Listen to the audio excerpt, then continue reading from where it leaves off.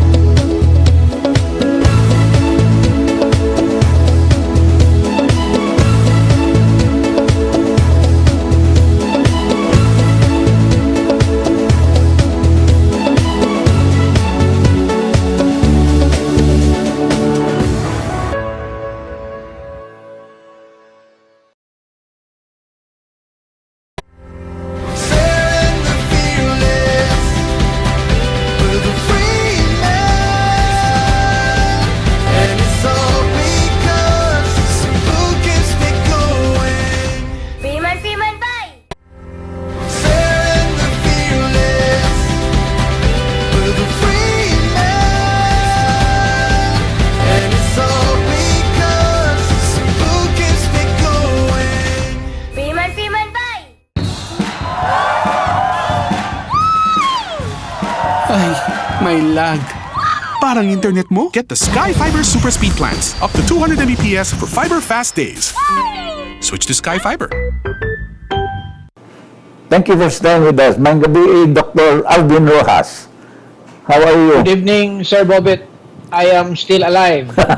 Like me.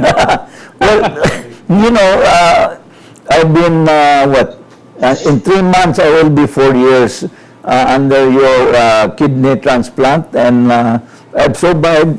But like I said, you have been in the front lines, but I would like you to tell us what you have been doing personally, not just medically, what you have been doing in your life in the last 4 or 5 months. Well, for the last 5 months, we were practically at home. But despite that fact, we also need to work. Not because we need to earn money, but because patients actually need us.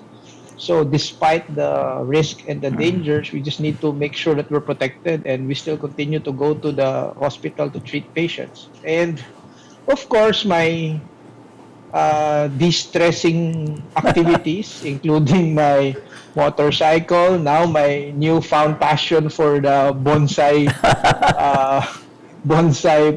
growing, Yeah. and of course, spending time at home we also had that small effort to bring powered respirators for our frontliners in Vicente Soto. And we also have occasional meetings with transplant patients like you, so that we get to know how they are and at least see if they're all doing well. Well, what happened to that? Remember we had a Zoom meeting about a month ago with transplant patients. Do you have any sort of feedback? What happened to that? Oh, well, it was well accepted. In fact, a lot of our patients who we have not actually seen for a long time, we saw in that Zoom. We have patients who were in Germany, Filipino patients who are now based somewhere else, joined us. They got some updates on what to do and what to do next. So far, it was well accepted. In fact, I have had a few calls right now asking when the next one will be, because they have new questions with regards the GCQ, the medicines, concerns about what to do, where to go. So pretty much it was experimental actually. It was the first time I tinkered around with Zoom. So I said I don't know if it will work. The technical difficulties, the environment of this area, whether it would be a good, good background, good sound effects. So it was good. You were there. Yeah, well, I enjoyed it because after all, I have not been with you for 4 months also, 3 months at that time, 3 months from Manto. Yeah. And it was good to share information, especially for people like me who are already seniors and at the same time immunosuppressed. And Yeah. you had a very good advice to many of us who have not gotten any, what you call, meetings or what you call appointments with the doctors in those months. Yeah. Kind of dangerous now to, if you are, well, I always say if you do not need to go to the hospital or to the clinic, I would rather you stay home. The good thing with transplant is, I'm just a phone call away. We can always talk every week, even every day. You can give me, updates on how you are. I can adjust medicines over the phone. So basically, we can survive it over the Zoom platform. Yeah. And you're a friend of mine in my Facebook, and I've seen your bonsai hobby. And I'm always intrigued by bonsai, especially when I go to Japan. And my cousin Valeriano Segura is also a bonsai, what you call Toro tree. Aficionado. Yeah, in Cebu, Yeah. but he lives in Karkar. So it Yeah. is really a good. But except lang that bonsai you cannot eat. Well, I have two. We have two activities basically at home for plants. I have the bonsai, and Elaine, my wife, has the vegetable garden at the backside. So we're doing both all together. I'm doing the bonsai because I've been fascinated with it, but at the same time, it takes away the stress a little bit. Makes me forget after I go to the hospital, after seeing COVID patients. It takes the stress away when I get home. I just get the scissors and then I start cutting those leaves and all those trunks. So it takes the stress of being quote unquote exposed to a COVID patient away. Well, but I still get a lot of people writing me in my emails, reminding me of what I wrote in my column because they are now having a kidney or renal problems, no?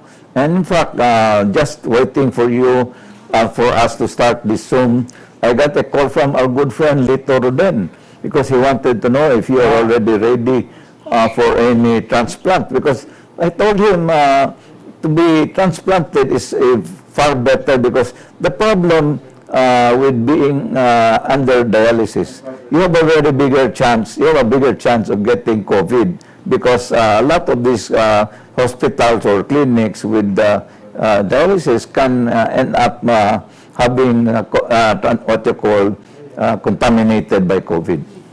Well, it can work both ways. Of course, the only advantage, well, the biggest advantage that a transplant patient can have is he is just at home.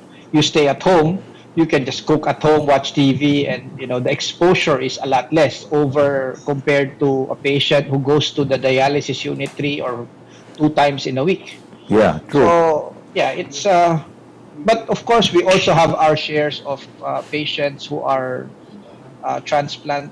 transplantee who actually got the COVID virus from somewhere we don't know. But we also have a fair share of dialysis patients who ended up with a COVID infection, and I think a few of them are our common friends. Yeah, one of them is my good friend Ben Miranda. And Yeah. unfortunately, I did not expect him to go so soon. But because he was infected by COVID, he had to go. I think he will be on his 40th day anytime next week. Correct. That's true. So in the meantime, like I said, I've got a few colds, but at least it's not a dry cold. So I just live with it. I mean, it's part of what you call being in the house, and you're staying in the house, and you maybe get some what you call, you have less exercise and less doing this and doing that.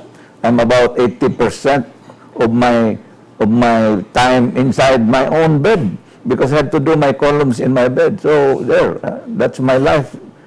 Well, the good thing with the transplant patients, we basically all the care in the COVID era, we actually already taught you how to wear a mask, avoid big congregation, Correct. make sure that you have healthy lifestyle. Basically, that's actually what we taught you because you are immunocompromised and you can get the infection. So I'm more confident of my transplant patients because they practically know when to wear a mask, when not to wear a mask, or even how to wear a mask.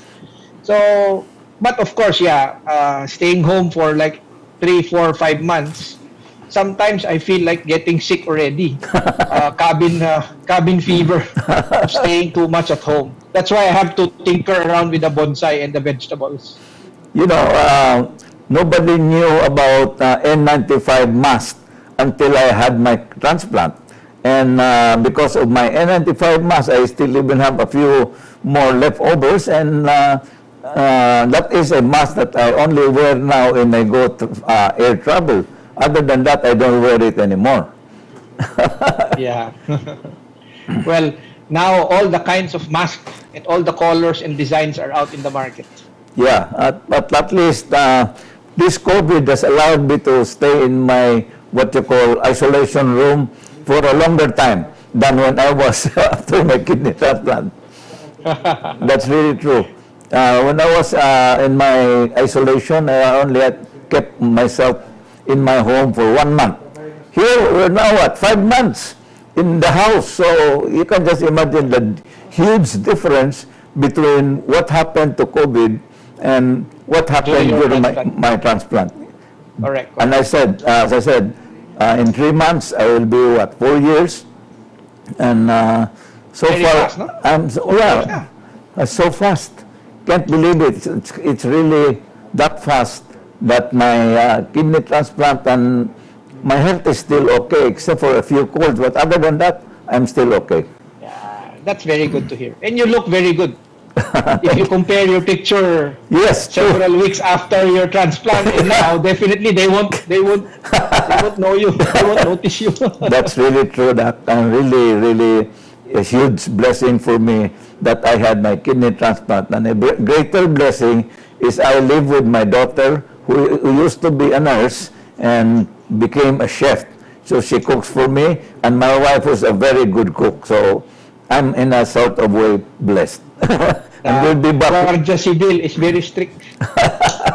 Correct. And we'll be back with Dr. Alvin Roxas after this break. Please don't go away.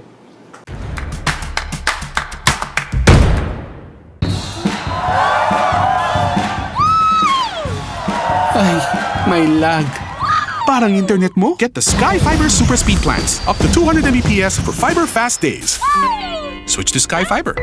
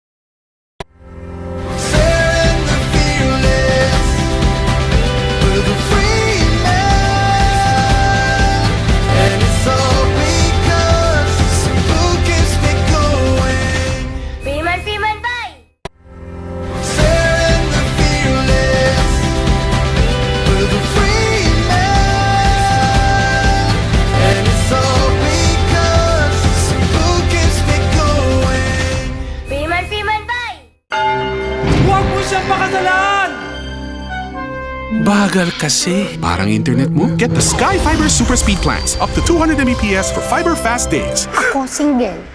Switch to Sky Fiber.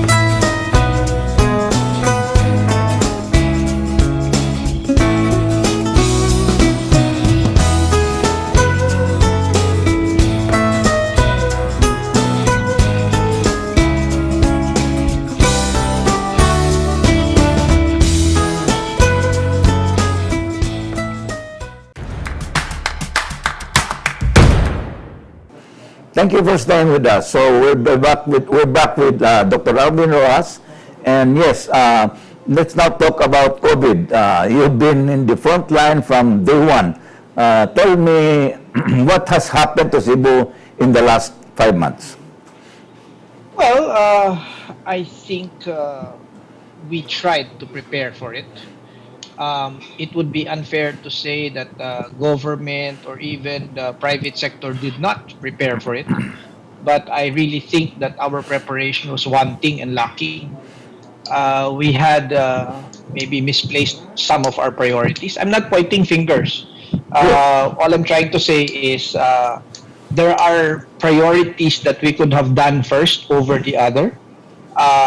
There were things, I have been very passionate about not promoting the rapid testing Yes. versus the swab test. I still believe up until now that the money that we would have used for that rapid testing would have been used better if we were to establish the drive-through swab testing which we have now, which I actually did the other day. That's in Bisoto. Yeah, there's two, I think. There's in Vicente Soto and one in the Bayanihan Center, and it's free of charge. Oh, so it's So free of charge. it is free of charge, Really? and then you get the result within 24 hours. Oh, so So- that quick. That and the swab testing is very very diagnostic. So the chances of a false positive or a false negative is quite low. So it is the better way to do the test. And then of course, not that Duterte is wrong by saying that the Cebuanos are gahi-ulo, but you can really see that Cebuanos sometimes, they don't wear masks. Yeah. Or, you wear a mask and then you put it on your chin. Or we don't do social distancing. I think the problem was the Cebuanos did not believe. Well, maybe it was maybe how the situation was projected by government or by the politicians or whoever.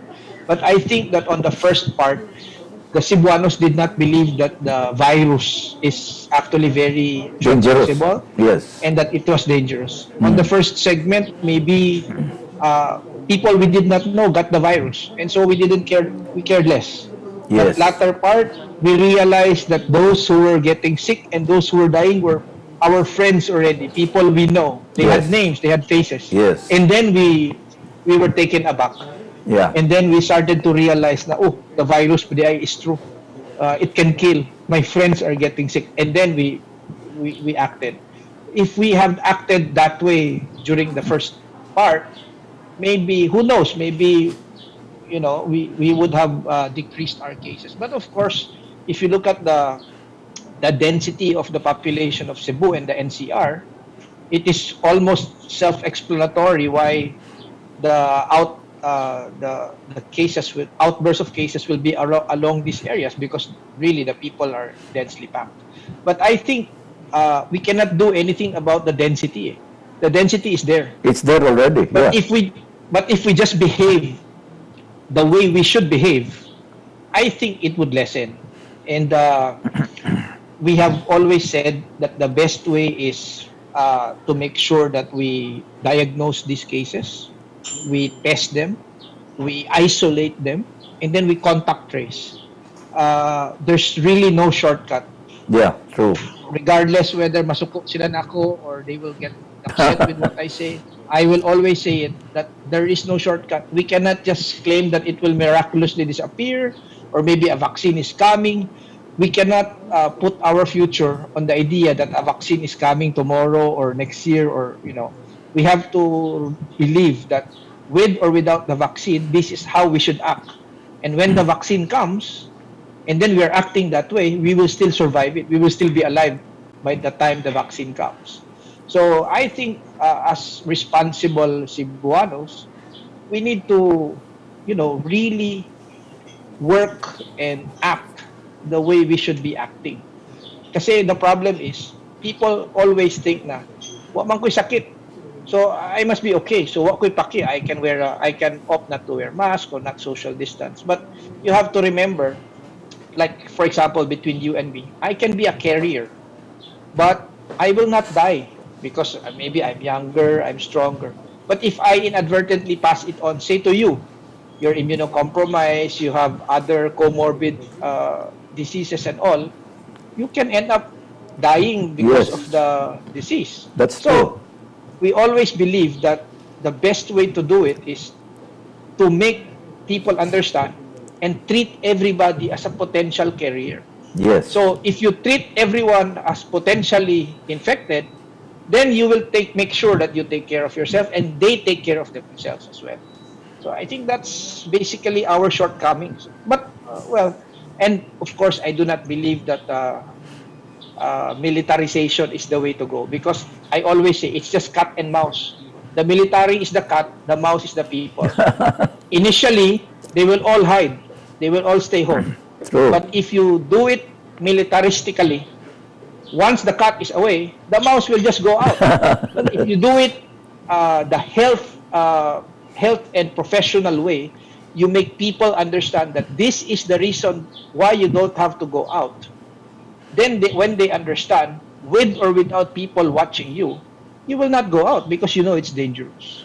Diba? So I think it's just a matter of making people understand and making the message, bringing the message out. So I think maybe shortcut is to bring the military in, to bring the tanks in. But in the end, I don't think it's gonna work. I really don't think it's gonna Well, kitang taga-Sugbo, na-leksyon naman ta.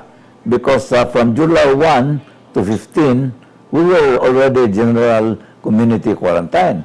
Then, from the 15th down to the 31st of July, nahimo tag-modified enhanced community quarantine. Because why? Yeah. Gibabalik gid ta sa community quarantine nga enhanced. Kaya very simply, nisaka man, no. Karon, Actually, if you go to the hospital now, sir, the cases are going down. That's true. That's true. It's loosening up. That's the reason why we agree to lockdowns, localized lockdowns, because it gives the hospital breathing room. Correct. So now the hospital is okay. But if you look at it now, hadlok na sad ko. Because why? People are starting to go out in droves. Yes. So what happens 2 weeks from now when We these don't people know. get infected? So we don't know. So we have to make sure that they protect themselves, and let's discipline ourselves. We don't need to go to the mall every day. We don't need to get so excited after 4 months of lockdown and then suddenly we all go out and just easily ease out, slowly ease it out. Para I say it's like the bonsai tree. When we put it under the sun, you cannot put it straight under the sun. Otherwise, it will burn and die. So you ease it out. 1 day like this, 2 hours exposure, 3 hours exposure, and then eventually you can put it all under the sun. So just the same way on the quarantine. We open it up slowly, slowly, slowly until such time that it feels safer. Well, remember, the NECQ or GCQ, the CQ is still there, community quarantine, because simply the COVID virus or the coronavirus is still with us. So no matter what you do, whether you like it or not, for as long as there is no official vaccine, in fact, we'll be talking in the next episode about the possible, companies that are fighting for the billion-dollar industry. But like I said, for as long as pa na ang vaccine, look, even me, you're the first in Cebu that I had Zoom. Because I have that distinction. because I was able to get last week Isko Moreno, Mayor of Manila, and Mayor of Bohol, Arthur Yap, and Mayor of Siquijor, Salde Villa. Because why? Before I could not have them here unless they come to Cebu. But because I had to make adjustments in technology, and technology has really helped me come up with the Zoom. So even you, Alvin Roxas, who is my doctor, you could easily have come to the studio, but rather than force yourself, ingon sa akong daughter Katrina, who is my Guardia Civil, told me nga, mas mayara sad kay kanarabas Dr. Roxas, that is exposed and he's a frontliner. Correct. Which is really true. That's true. Actually, I always say, I always treat myself as a potentially infected person. Why? Because, I practically see COVID patients. I practically touch them. Of course, I make sure that I'm protected. I make sure that when I get home, I protect my family. I have kids. I have my wife. So I make sure that I protect myself. But of course, even in the house, I try as much as I don't want to. But I try to minimize hugging my kids. I don't even kiss them now because I think that's still responsible and safe. That's really true. In fact, yesterday I had the third birthday of my youngest apo. It was the first time I met them in 4 months. So you can just imagine how I sacrifice also so that they will not be infected. And we'll be back with Dr. Alvin Roxas after this break. So please don't go away.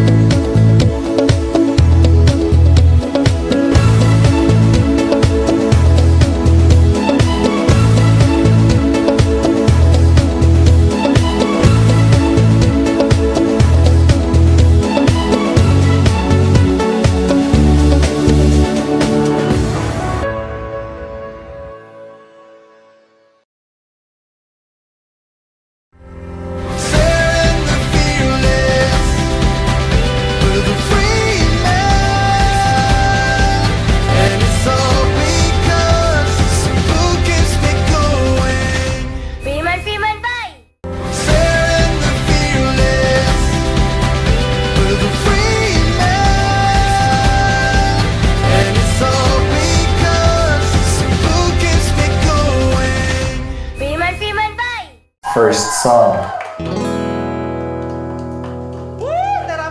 Thank you. Bilis maka-sound trip. Ganyan sa Sky Fiber Super Speed Plans. For today's look, Bilis makaganda! Ganyan sa Sky Fiber Super Speed Plans.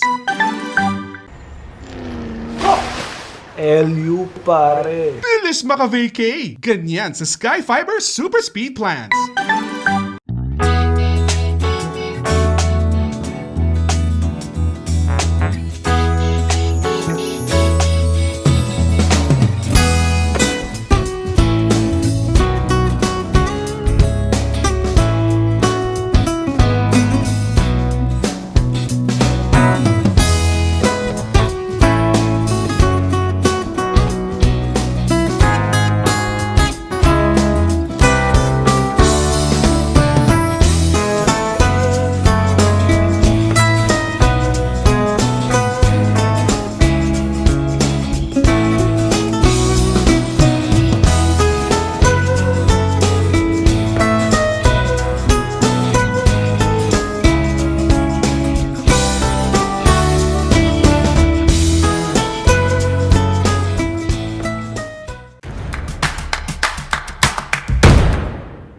Thank you for staying with us. We're now on our third segment, or halfway through the show, with Dr. Alvin Roxas, a frontliner in this fight or war against the coronavirus. And yes, now we will be discussing certain, hopefully, drugs.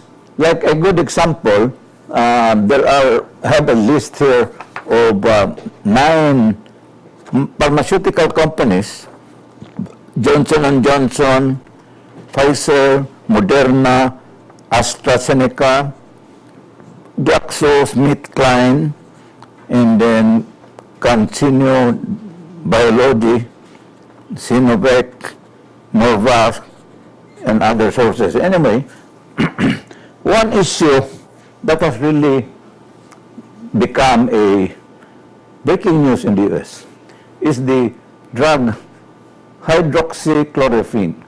And you know, the problem with the hydroxychloroquine is that it came from the mouth of President Donald Trump. And anything that comes out in the mouth of Donald Trump, because it's political season in the US, and the media, the mainstream media, hates him.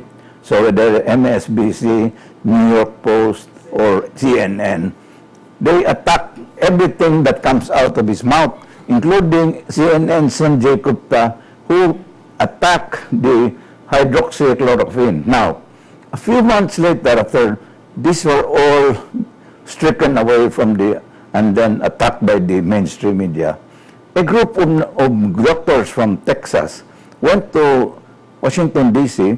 to appeal to the media that why are they being kept quiet? Why are they allowing Americans to die? Because they have treated about 500 or even 1,000 patients with hydroxychloroquine and zinc and citromycin, and they have all lived. And apparently the studies came out that there was a misdiagnosis in the way that hydroxychloroquine was administered. What is your take about this one, Doc? Well, okay. Let me first put everything in the correct perspective. Number one, this is a novel coronavirus. Nobody knows anything about it. So practically, if the chaang gubat or the the cocoa oil from the Philippines will work, we can use it. So practically there is nothing. Okay. Number two, people started using different drugs based on previous experience, and hydroxychloroquine, remdesivir, Avigan was all part of them. So different countries did different medicines. In fact, the Philippines, because we are just mirroring whatever the West is giving out, so we did a few. I know of a few doctors who did try using hydroxychloroquine for their patients, and in fact, I know of some who did use hydroxychloroquine on themselves prophylactically. Okay, and then we had the Solidarity trial, which is a world trial of all the medicines that were having reports of good effects. So they were all included in those solidarity trials, including hydroxychloroquine. Um, I have a friend who took hydroxychloroquine, and he tells me he really had a very bad palpitation and he had to stop it. So, uh, politics aside, so far there are bigger studies that show that it seems like the hydroxychloroquine does not work so far. I say so far because we can be wrong because it's novel. So because of the adverse effects of the drug compared vis-a-vis to its benefit, it was pulled out from the solidarity trial because they say that it did more harm than good. So it was pulled out from the solidarity trial. Now, if there are doctors who have anecdotal reports of success with hydroxychloroquine, that's good. They can put it out in public in a peer-reviewed medical research. It has to be a peer-reviewed and it has to be backed by science.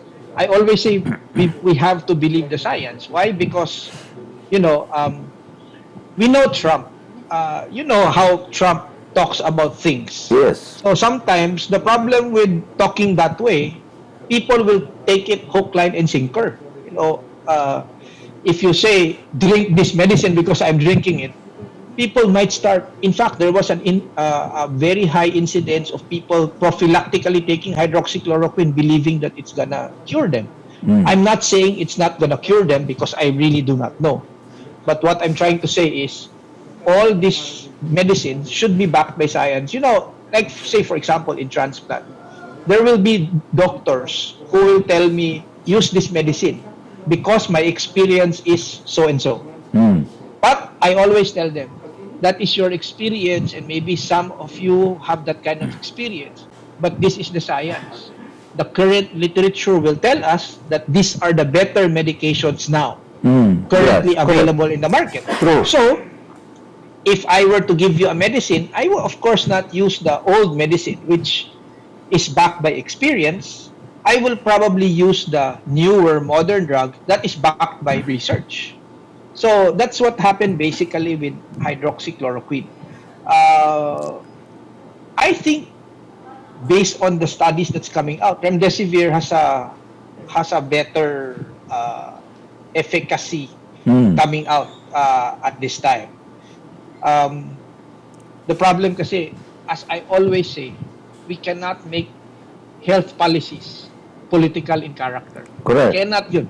When we make use of politics to make decisions in a health pandemic, it's going to kill a lot of people. So I always say we need to make medical policies rid of any politics. Kasi basta na yung politics that comes into play, it will be, a total mess. So basically, it's basically like that. And of course, the economics. Of course, we know that it's a race. You already said it. It's a billion-dollar industry. Whoever discovers the vaccine for COVID that is truly effective is going to be a done company. Yes. After he gives out that billions of vaccines, he can retire and just produce that vaccine regularly. Yes. And it's going to be over. Well, And of course, we have to be very careful because a lot of companies just want to prop up their stocks.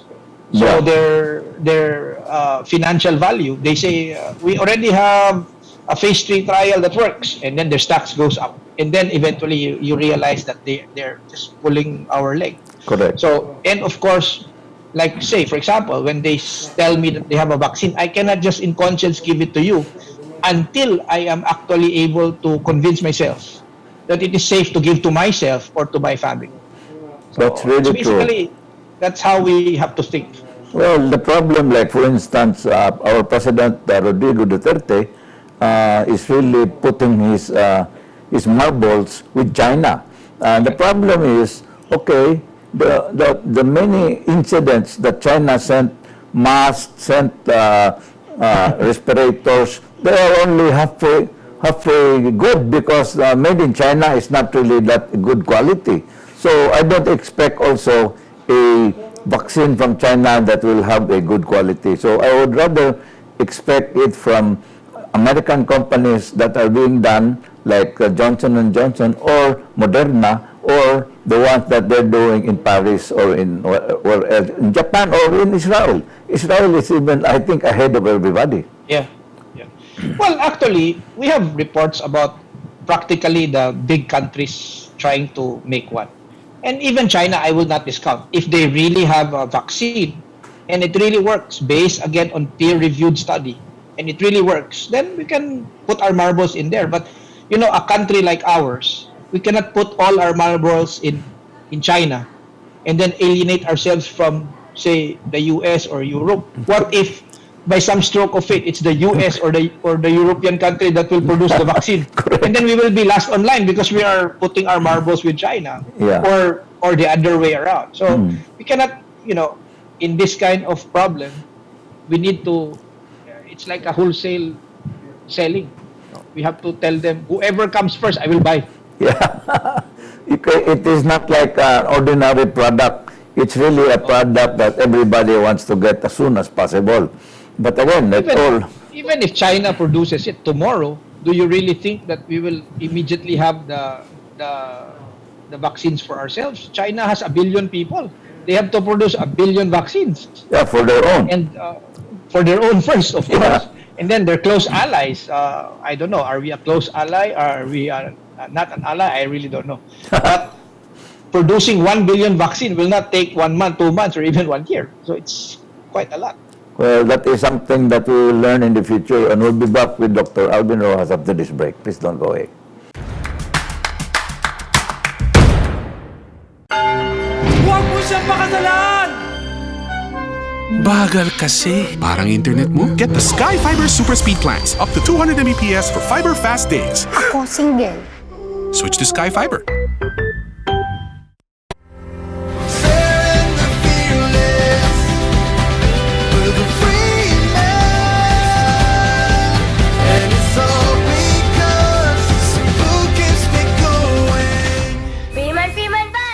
First song. Thank you. Bilis maka-sound trip. Ganyan sa Sky Fiber Super Speed Plans. For today's look, Bilis makaganda. Ganyan sa Sky Fiber Super Speed Plans. LU pare. Bilis maka-vacay. Ganyan sa Sky Fiber Super Speed Plans. The theory of decreasing responsibility explains how your life insurance needs change over time. In the early years, you may need a lot of life insurance coverage, but in the later years, you may not. In the early years, when you're younger, you don't have a lot of money, but in the later years, you'd better have money. How does this fit with your insurance needs? Today, when you're young, loss of income due to a premature death would be devastating.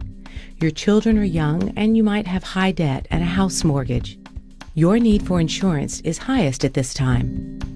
When you get older, retirement income is needed. Your children are grown, your debts are lower, and your mortgage is paid. If you have savings, you are self-insured, diminishing your needs for insurance.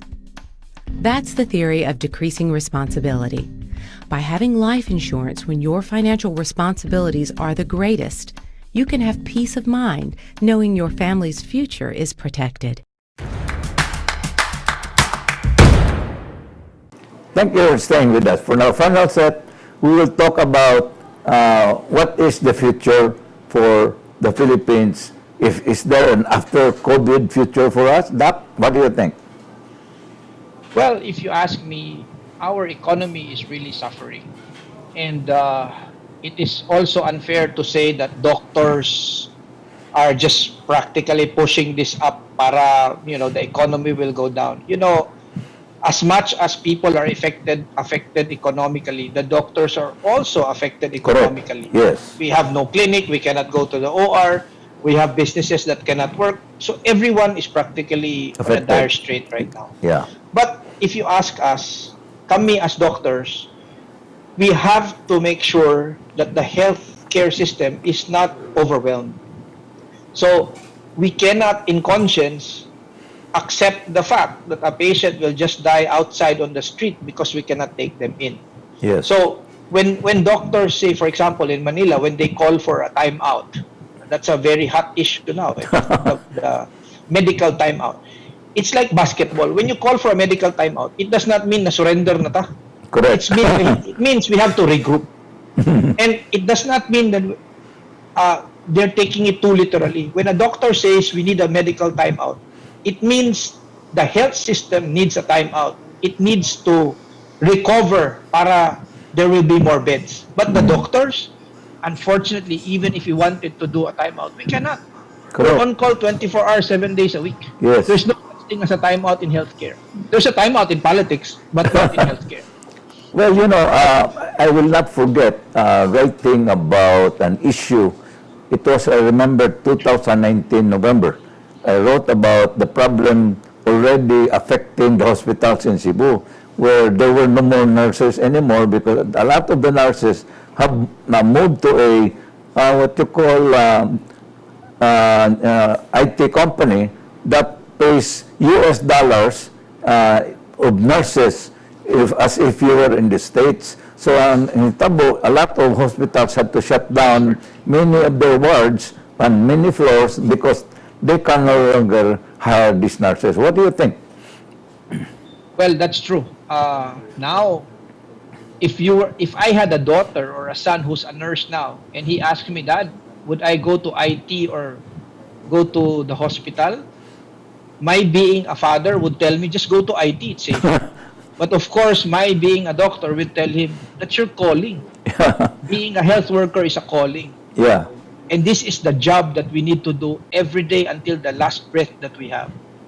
So that's why when we started that Protect the Frontliner project, wherein we purchased powered respirators, it was an ambitious project. It's very expensive, and not even the big hospitals in Cebu do not give it to their nurses. But we said, how can we ensure that these people, these nurses, these resident doctors, are still acting with their best efforts, because they know that they will act to their best efforts because they know that people are still concerned about them. Yes. When this thing started, health workers are being discriminated. Correct. So, I cannot understand how people can, in conscience, stay, murabag, giluod ko sa mga doktor o sa mga nurses, I will not stay near you. Oh, And in fact, these are the very people who are saving our lives. Correct. Very true. So when we did those respirators, we started with 1-2 units, and then people started helping. Ocean Jet started helping. Even San Miguel started helping.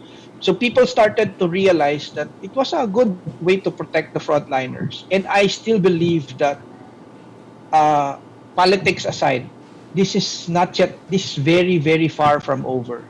And we are here for the long haul. And because we are here for the long haul, the only thing that's standing between you and certain death with that virus are these shitty healthcare workers na you think are, you want to discriminate, or you think that are, doing some ill motives, want to earn more and everything. These are the only guys, if these healthcare workers, if these nurses suddenly tell us na we want to resign in mass, we're done. Correct. We're True. done. Basically, we're done. So, I always say, I cannot, if only I wear PPEs when I operate for an hour or two, Yeah. and I feel like I'm about to collapse. These people, they wear it 8 to 12 hours, even 18 hours, 16 hours straight. Yeah. Sometimes they have to, hold their peace. They cannot go to the restroom because they have to, ungown again everything and, don again everything. It And takes it's a long going to time. cost so much. Yeah. It takes a long time. So it's not easy. It's not very easy. So I think people who think less of doctors should be ashamed of themselves, or people who think less that these nurses are not doing their job well should be ashamed of themselves. I've been telling this on my Facebook. Anybody who says that they can do a better job, I will gladly accompany you inside the COVID ward Correct. just for 2 hours, 3 hours. Yes. Tell me if you can do something better. Really, it's really difficult. And what's Seeing even more them die in front of you. painful is that the nurses in the private hospitals are still paid very much less compared to the hospitals in like Vicente Soto. Well, that's another story to tell. Of course, now, thankfully, the government hospitals are paid a little much, Better. a little better than before. Yeah. But the patient load is, of course, also commensurate. So if a private hospital might say 1:5 or 1:10 patient, maybe the government will have 1:20 patient. So it's just like you're getting paid double, but you're working double as well. So, well, it's really a vicious cycle. Why? Because our entire healthcare system is not a project priority of this government or even the previous governments. Correct. We have always frowned on spending for hospitals, spending for healthcare. We would rather spend on bridges, on roads. Maybe the 10% is easier there. That's But true. spending for medicine, spending for hospital. Now, if you look at it, Cebu City, Cebu, for example, if you look at Vicente Soto, we're swamped. Why are we swamped? It's a tertiary specialty hospital. That hospital should be doing cardiac surgeries and transplants and all the high-tech surgeries and the high-tech procedures because it's a specialty. It should be a specialty hospital. But we attend to normal deliveries with COVID, even pneumonias and all, because everybody is lumping their patients into and Cebu City would have been better off if we had a very big, nice hospital. But maybe now, I think this pandemic, I hope will awaken our politicians to hopefully give some priority to healthcare and give some priority to doctors and nurses so that they don't leave. Well, you got a Cebu City Medical Center that is still being under construction and supposed to be in 3 years they will finish what? Three or five floors. But at the end of the day, it's a question of whether there will be doctors and nurses who will serve that hospital. So that's a big question still. Oh yeah, of course. There will always, however you look at it, there will always be patriotic Cebuanos who would want to serve Cebu. There will Yes. always be patriotic nurses and doctors who would do procedures even for free. There will always be those kinds of people, but we need to take care of them.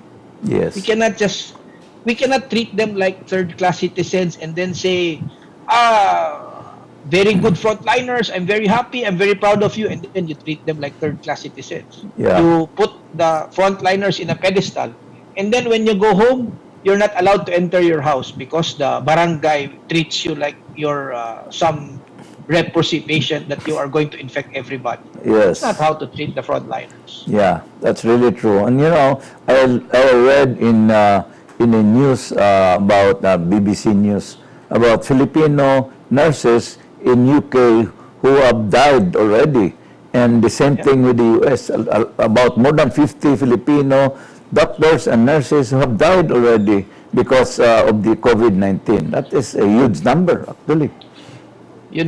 When we started and one or two doctor died, it was practically like saying, it's the usual risk of the job.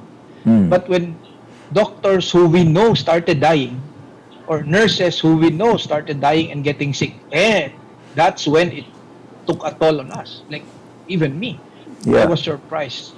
Dr. to Tudtud. hear Dr. Tudtud died. Yes. I just saw him a few days before that happened, and he looks okay. Or Dr. Helen Tudtud, who Yes. always has an infectious laugh whenever she sees me.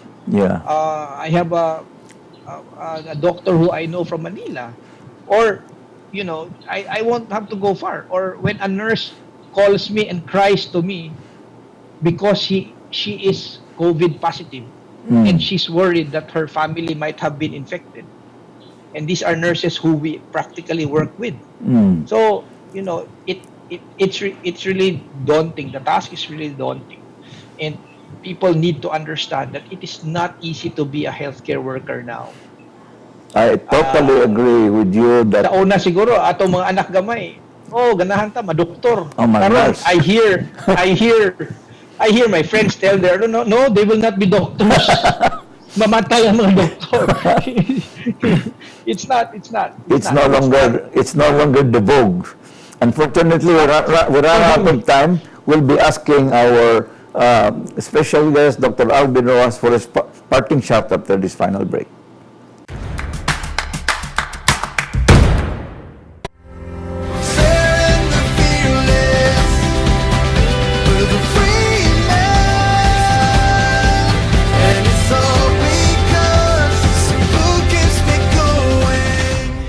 Freeman, bye! First song. Thank you. Bilis maka-sound trip. Ganyan sa Sky Fiber Super Speed Plans. For today's look, Bilis makaganda. Ganyan sa Sky Fiber Super Speed Plans. LU pare. Bilis maka-vacay. Ganyan sa Sky Fiber Super Speed Plans. Thank you for staying with us. Let's now ask Dr. Alvin Roxas for his parting shots. Doc? Thank you very much, Sir Bobit. I'm very happy to get invited, and I'm very happy to see you 4 years after your transplant. First of all, I would like to say that your healthcare workers are not the opponents. We are not the contra. We are working on this together. So I hope that the Cebuanos, the Filipinos, will understand that the virus is still here. So we need to maintain our health protocols. Wear your mask, social distancing, hand washing, and I would like to enjoin government to work harder to diagnose, to do the tests, to isolate these people, to treat them, and to make sure that they recover well. I think that everything is already in place. We just need to follow them. And we need to, of course, be careful. And, of course, we need to pray. Lots and lots and lots of prayers. The Spanish flu ended like just an instant. If by some stroke of fate, God wills tomorrow that this will end, of course, this will end. But before that happens, we all need to take care of each other. And, of course, I would like to thank those people who supported our Protect the Frontliner project with PAPRs. I know I cannot repay you. I know I cannot say thank you enough, but thank you very much. You just do not know how safe these nurses and doctors now feel wearing these respirators that a lot of you donated. So thank you, Dr. Alvin Roxas, for giving me a very frank and honest, what you call opinion of a frontliner working here in Cebu, fighting for Cebuanos to stay alive. And yes, really, Alvin Roxas has been really doing his job and making sure that he does not also infect his family, just like all of us. And you've heard it here in Straight from the Sky. I'm Bobit Avila. Thank you and good night.